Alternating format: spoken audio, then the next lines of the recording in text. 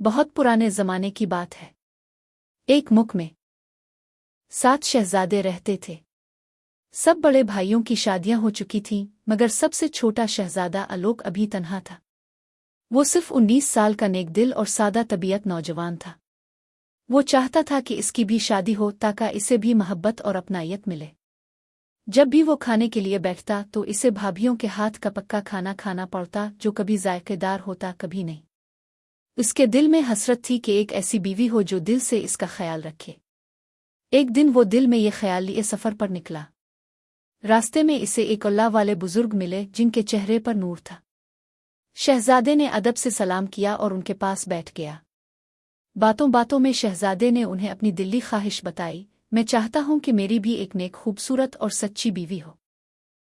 अल्लाह वाले बुजुर्ग ने मुस्करा कर कहा, अगर तुम दिल से चाहते हो तो एक काम करो, एक खास नारियल लाओ, लेकिन याद रखना सिर्फ एक ही। शहजादा फौरन नारियल के दरख्त की तलाश में निकला।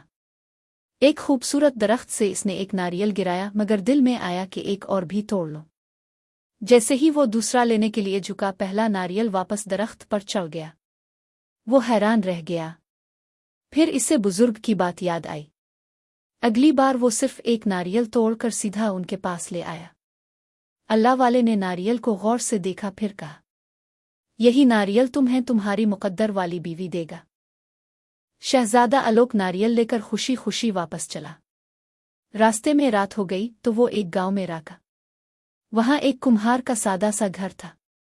शहजादे ने दरवाज़ा खटखटाया तो कुम्हार ने इज्जत से इसे अंदर बुलाया। शहजादे ने इसका शुक्रिया अदा किया और नारियल को तकिए के करीब रख कर सो गया। कुम्हार को किसी काम से करीबी बस्ती जाना पड़ा। वो अपनी बीवी से कहकर घर से निकल गया। इसकी बीवी जाग रही थी और शौहर का इंतजार कर रही थी। रात के आखिरी पहर शहजादे के करीब रखा नारियल आहिस्ता से चमकने लगा, फिर 2 हिस्सों में खिल गया।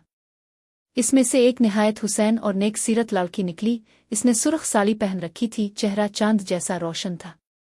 कुम्हार की बीवी वो लड़की के पास आई और नरमी से बोली, बहन तुम थक गई हो, आओ मेरे कपड़े पहन लो, आराम मिलेगा।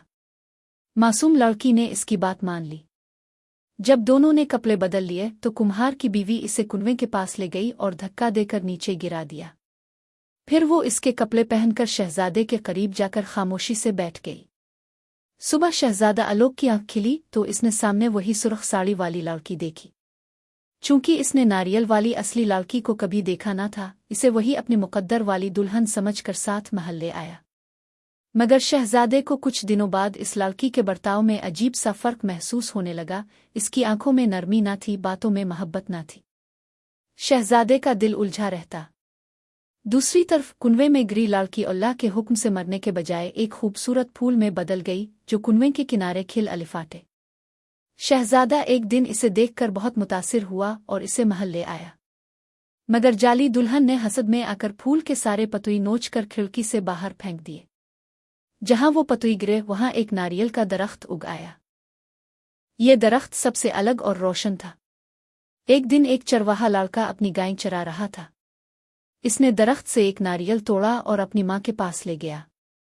जब इसकी माँ ने नारियल तोड़ा तो इसमें से वही असली लड़की बाहर निकली, जिंदा, खूबसूरत और पाकीज़ा।